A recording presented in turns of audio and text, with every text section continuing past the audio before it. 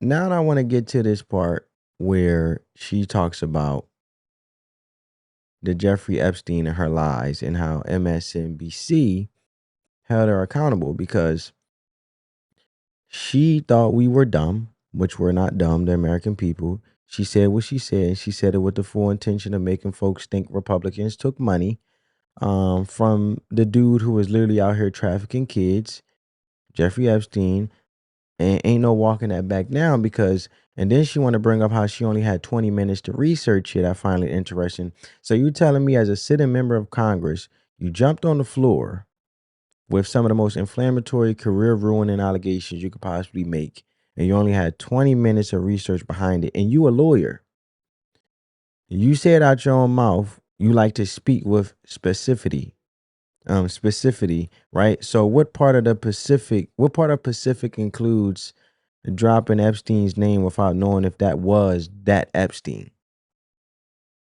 That don't make sense to me.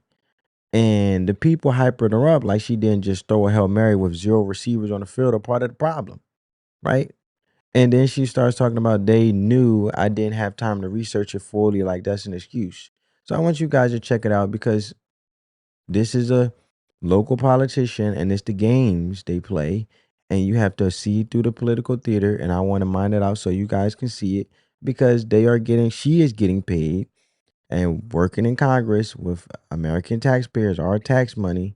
And this is what she's doing, as in deceiving you when she's supposed to be operating on the best interest for you and let alone her Texans constituents.